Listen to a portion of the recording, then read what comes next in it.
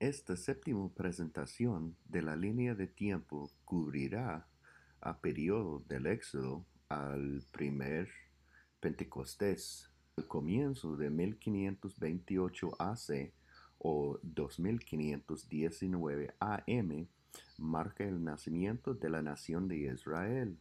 La nación comenzó con Abraham y Sara y se convirtió en una nación de 2 millones de personas en poco más de 400 años.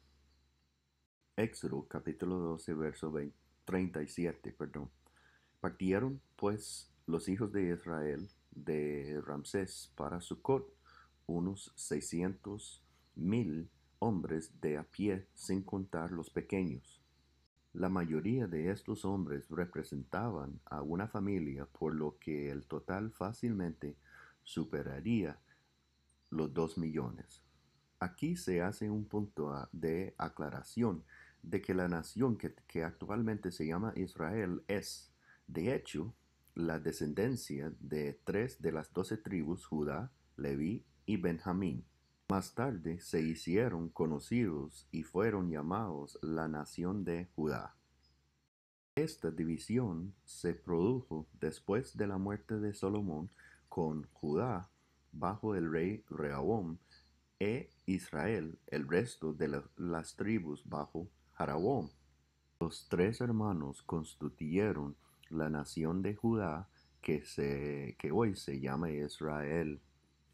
Para una mejor comprensión de estas dos naciones, lea el artículo ¿Quiénes son los 144,000?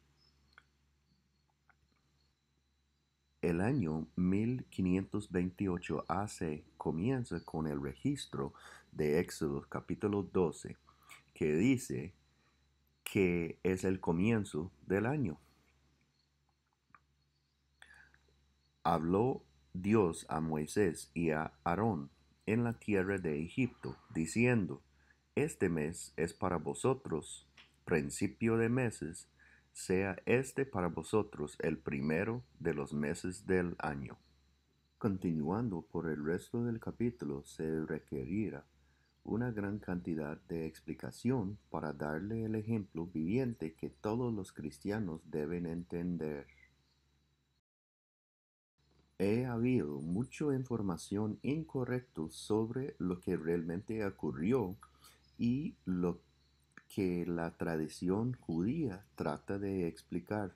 Desafortunadamente, muchos prefieren seguir la tradición que los hechos revelados por Dios en la Biblia. Para comprender cómo ocurrió estos días, lea el artículo ¿Se ha pasado la Pascua?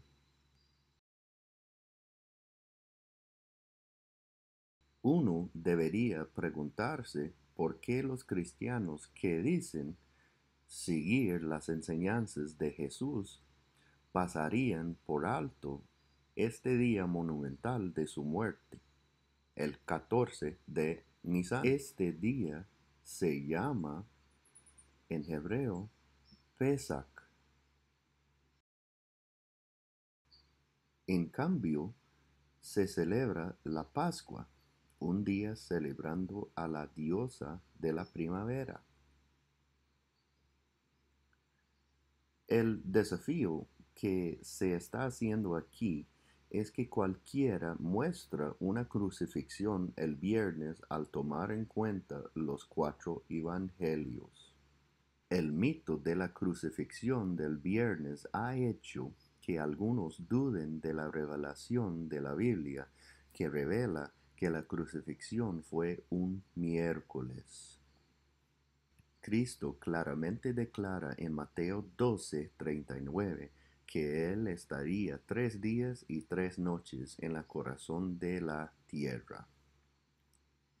El mito de una crucifixión del viernes es una clara negación de las mismas palabras de Cristo cuando las dio a los judíos como el sello de identificación de que Él es el Mesías.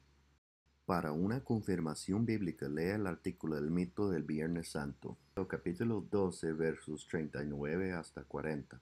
Él respondiendo les dijo: Una generación malvada y adúltera está buscando una señal milagrosa, pero no le será dado otro señal que la señal del profeta Jonás, porque exactamente como Jonás estuvo en el vientre del gran pez 3 días y 3 noches, así estará el Hijo del Hombre en el corazón de la tierra 3 días y 3 noches. Entonces, ¿cuáles fueron las instrucciones del Pesach original y quién le dio las instrucciones a Moisés? Pablo nos dice en 1 Corintios capítulo 10, 1 al 4, porque no quiero, hermanos, que ignoréis que nuestros padres estaban todos bajo la nube y todos pasaron por el mar. Y en Moisés todos fueron bautizados en la nube y en el mar. Y todos comieron el mismo alimento espiritual y todos bebieron la misma bebida espiritual porque bebían de la roca espiritual que los seguía y la roca era Cristo. Para confirmar la identidad de Cristo, lea Deuteronomios capítulo 32 versos 3 al 4. Que he de proclamar el nombre de Dios. Atribuid la grandeza a nuestro Dios.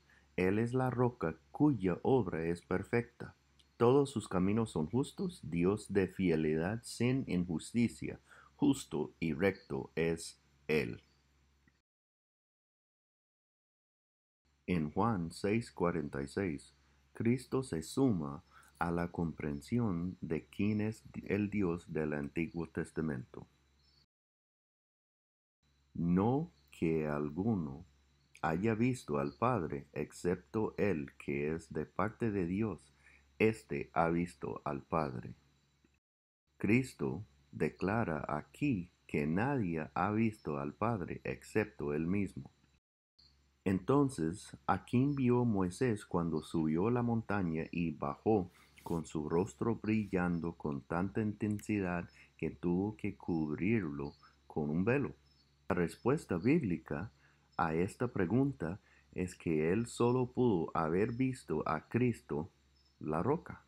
Así que fue Cristo quien le dio a Moisés las instrucciones para el Pesaj en el Éxodo 12.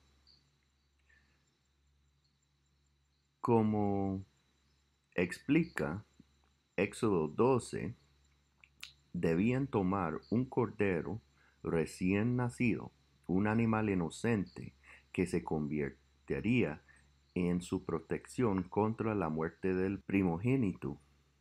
La sangre del cordero se atrapó cuando se mató y se aplicó a la entrada de cada casa. Esto protegió la vida del primogénito de cada hogar. Hoy, el Pesaj no es parte de la conmemoración cristiana. Esto debe tener un gran significado para la muerte de Cristo. La sangre le permite al Padre a pasar encima nuestros pecados, justo cuando el ángel de la muerte pasó sobre las casas con sangre en los postes de las puertas. En las siguientes escrituras, Cristo muestra que Él celebró el Pesaj que terminó con su muerte al final de ese día de Pesaj. Mateo 26, verso 18. Y él dijo, id a la ciudad, a tal hombre, y decidle, el maestro dice, mi tiempo está cercano, en tu casa celebro el Pesaj con mis discípulos. Marcos 14:14 dice, y donde entre, decida al señor de la casa que el maestro dice, ¿dónde está mi aposento para que coma el Pesaj con mis discípulos? Lucas capítulo 22 versos 8, 11 y 15 dice, y envió a Pedro y a Juan diciendo, id, prepararnos el Pesaj para que la comamos. Y decid al dueño de la casa, te dice el maestro, ¿dónde está el aposento en que he de comer el Pesaj con mis discípulos? Y les dijo, cuán intensamente he deseado comer esta Pascua con vosotros antes que padezca.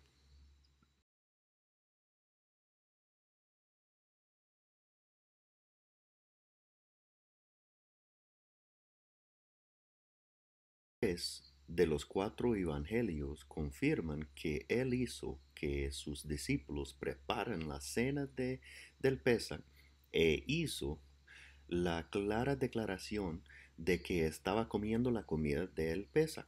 Esto podría ser cuestionado sobre si sabía qué día se iba a comer la comida del Pesaj. Podría pensarse que el Dios que instituyó el servicio del Pesaj en el Éxodo 12 sabría cuándo y cómo se debe observar. Cristo siguió precisamente sus propias instrucciones, cenando de noche al comienzo del día 14. Lo que hizo fue cambiar el cordero a los símbolos de pan y vino sin levadura que representan su cuerpo y sangre. Como un ser puramente inocente, tomó la pena de muerte que debía ser nuestra pena, así como el cordero inocente debía ser sacrificado, de modo que Cristo pagó la pena de muerte en nuestro lugar. Tenga en cuenta que esto no era una comida ordinaria. Se requiere una preparación especial. El sacrificio del cordero a principios del día 14, justo después de la puesta del sol, y luego asado por la comida. De alguna manera, estos dos eventos importantes han sido pasados por alto. El que se olvida es el sacrificio del Cordero para salvar a la nación de Israel, que representó el sacrificio del Cordero de Dios, Jesucristo. En cambio, se hace una sustitución llamada comunión. Se piensa que al beber un traguito de vino y comer un poquito de pan sin levadura, nuestros pecados son perdonados, y esto debe hacerse muchas veces durante el año y fielmente año tras año hasta la muerte. Todo eso se hace porque no pudimos entender correctamente la relación del Cordero Pascual y las instrucciones de Pablo en 1 Corintios 11, versos 23 al 26. Dice: porque yo recibí del Señor lo que también os transmití, que el Señor es Jesús. La noche que era entregado, tomó pan, y habiendo dado gracias, lo partió, y dijo: esto es mi cuerpo, que es por vosotros, haced esto en memoria de mí. Asimismo tomó también la copa después de haber cenado, diciendo: esta copa es el nuevo pacto en mi sangre. Haced esto todas las veces que la beberéis, en memoria de mí.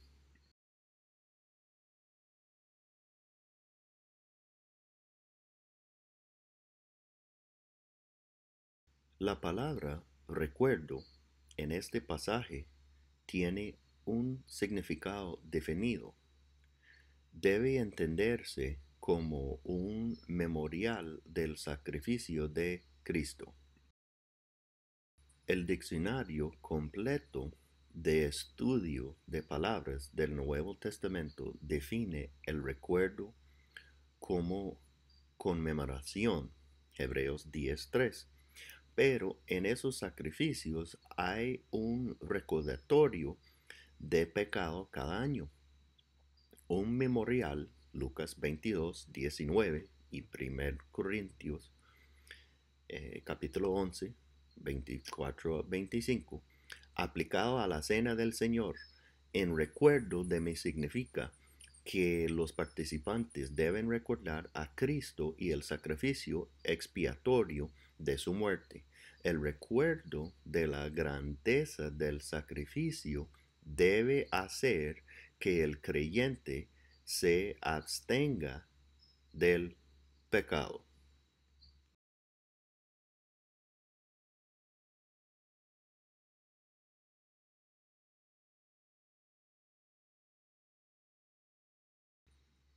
¿Cómo se debe saber que este memorial debe observarse una vez del año? La respuesta se encuentra en Éxodo 12, 24, 27. Guardaréis esta palabra como estatuto para ti y para tus hijos por siempre. Y cuando entréis en la tierra que Dios os dará, como ha hablado, guardaréis este rito. Y cuando os preguntan vuestros hijos, ¿qué significa este ritual para vosotros? Vosotros responderéis, sacrificio del Pesa es para Dios, y cual pasó por alto las casas de los hijos de Israel en Egipto, cuando mandó una plaga sobre los egipcios, y liberó nuestras casas. Entonces al pueblo, inclinándose, se prosternó.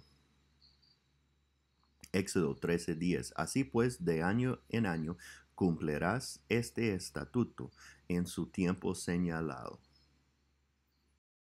El Nuevo Testamento deja claro que Cristo fue el Cordero de Dios sacrificado en el Pesaj, así como las vidas de los israelitas se salvaron. Nuestros pecados se pasarían por alto para preservar nuestras vidas potenciales. 1:29. Al día siguiente ve a Jesús que viene hacia él y dice, He aquí el Cordero de Dios que quita el pecado del mundo.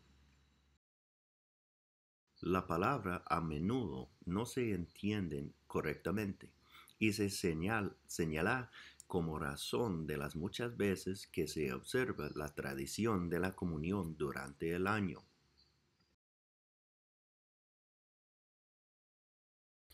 El diccionario completo de estudio de palabras explica que el significado de la palabra a menudo, como cuántas veces o con qué frecuencia en el Nuevo Testamento, tantas veces como lo haga seguido por una partícula que denota suposición, deseo, posibilidad o incertidumbre. Los dos mundos juntos significan, sin embargo, a menudo, tan a menudo como 1 Corintios 11, 25, 26. Cada vez que lo haga, no hay implicación de urgencia o frecuencia. Más bien dice que cada vez que lo hagas, no importa si es frecuente o no, la mesa del Señor debe ser un recordatorio de la muerte de Cristo hasta que Él regrese.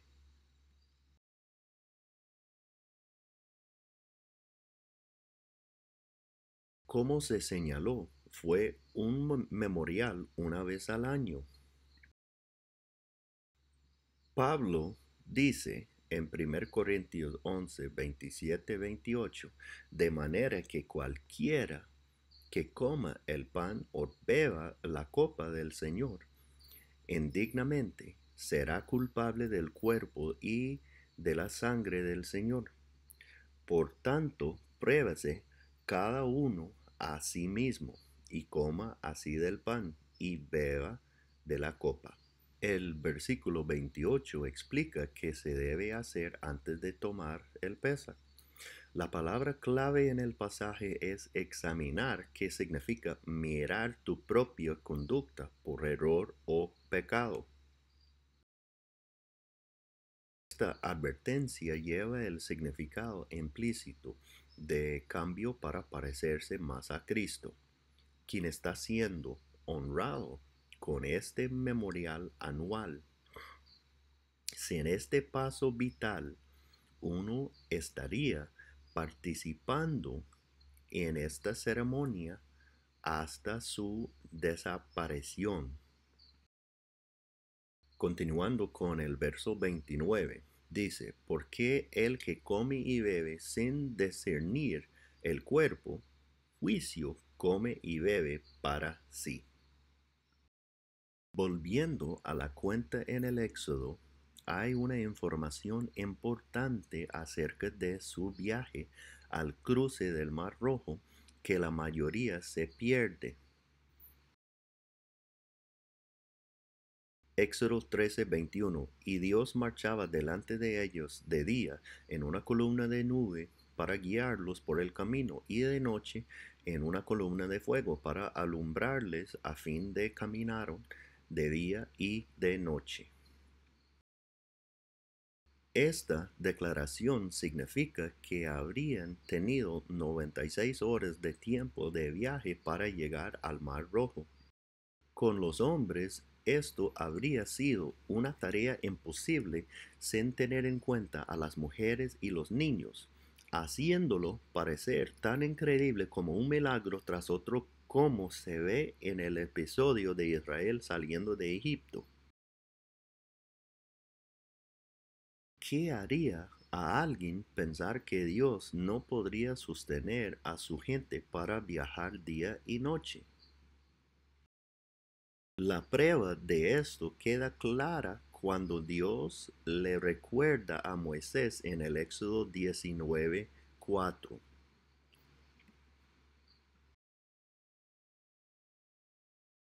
Para comprender su tiempo de viaje, es importante comprender que su día comenzó al anochecer y no la medianoche como se hacen actualmente. El viaje de los israelitas comenzó en la parte diurna del 14, cuando abandonaron sus hogares en la tierra de Gosén y viajaron a Ramsés. Al comienzo del día 15, a la puesta del sol, salen de Ramsés y viajan una corta distancia para Susionar. Esa noche, la primera parte del día 15, celebran su liberación de la esclavitud egipcia, como se muestra en Éxodo 12:42, permaneciendo allí hasta el comienzo del día 16. Luego viajaron esa noche y al día siguiente hasta el atardecer del 17 al sábado de sábado. Acamparon en Etam, y el siguiente campamento se encontraba en Iarrot, en el Mar Rojo, al comienzo de la tarde el día 21, lo que representan las 96 horas de viaje que fueron viernes, domingo, lunes y martes. Ahora avanza hacia el Éxodo 16, un capítulo clave en el anclaje de la línea de tiempo de la Biblia. A los 15 días del segundo mes después que salieron de la tierra de Egipto, toda la congregación de los hijos de Israel partió de Elim y llegó al desierto de Sin, que está entre Elim y Sinai. Simplemente mirando este versículo, sin mirar los eventos subsiguientes de Dios que nos les envió, maná durante los siguientes 6 días, marcó el séptimo día que siguió al día 15 como un día de reposo cuando no había maná para reunirse. Obviamente esto hace del día 15 un sábado. El sábado del segundo mes sería el primero, el octavo, el 15, el 22 y el 29. Se muestra que estos sábados que se producen cada 7 días están conectados directamente a los 7 días de la creación, como lo demuestra el generador de calendario en este sitio web. Se les dijo que no recolectaron el maná el séptimo día. Si no podían recolectar el maná, tampoco estarían viajando. Esto significa que cada sitio del campamento después de cruzar el Mar Rojo, llamado en Éxodo después de cruzar el Mar Rojo, sería un sábado. De ello se deduce que el orden descendiente de los sábados del primer mes sería el 24º, 17º, 10º y el tercero, la celebración del Pesach, el miércoles 14. Este es el mismo día de la semana en que nuestro Salvador fue crucificado. Los campamentos adicionales registrados en Números 33, versos 9 al 15, no eran días de reposo. Ahora, Éxodo 19 se puede explicar de la siguiente manera. Como el último día del segundo mes es un sábado, pasaron el primer día del tercer mes viajando al campamento antes de la montaña de Dios un domingo. Al día siguiente, en Éxodo 19, 3 al 5, nos dice, pero Moisés había subido delante de Elohim, pues Dios lo había llamado desde el monte, diciendo, así dirás a la casa de Jacob y anunciarás a los hijos de Israel. Vosotros mismos vistes lo que hizo a los egipcios y cómo os levanté sobre alas de águilas y os he traído a mí. Ahora pues, si de veras escucháis mi voz y guardáis mi pacto, entonces vosotros seréis objeto de mi predilación entre todos los pueblos, porque mía es toda la tierra. La escalada de esta montaña no fue una excursión de domingo, pero requiere esfuerzo físico y determinación mental.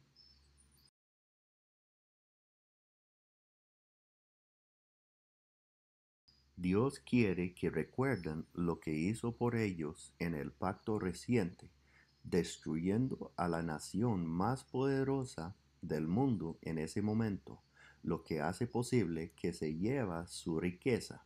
Dios hace una propuesta de que si Israel mantiene el pacto, Él los convertirá en la nación más grande del mundo. Entonces, esto ocupa el segundo día de la semana, un lunes. Recuerda que subir y bajar la montaña llevaría a la mayor parte del día. En Éxodo 19:7, Moisés llama a los ancianos y les explica la propuesta de Dios. Está claro en el versículo 8 que los ancianos llevan la propuesta a la gente y están de acuerdo en contabilizar el tercer día, un martes, de la primera semana del tercer mes. Moisés refirió las palabras del pueblo de Dios.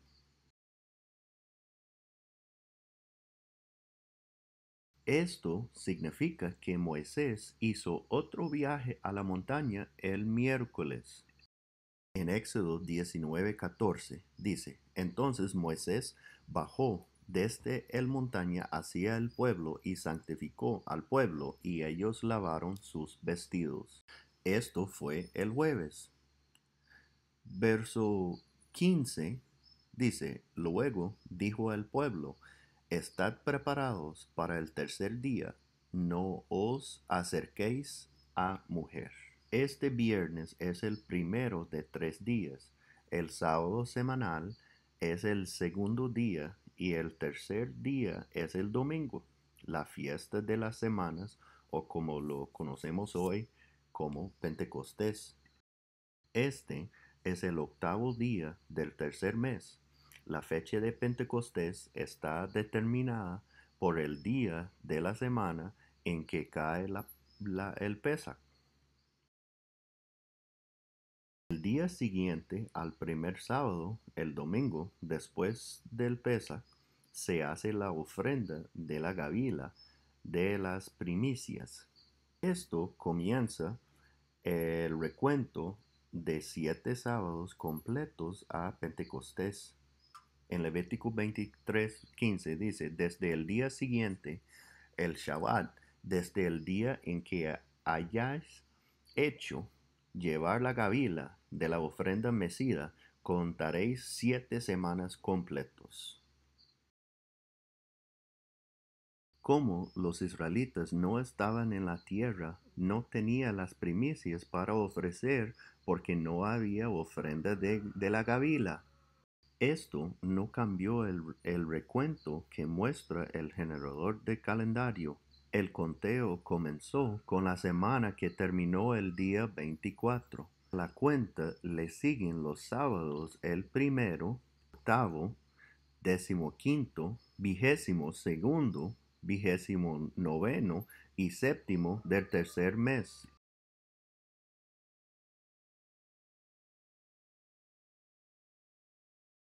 Este conteo deja claro que Dios les dio la ley en el primer Pentecostés, después de salir de Egipto.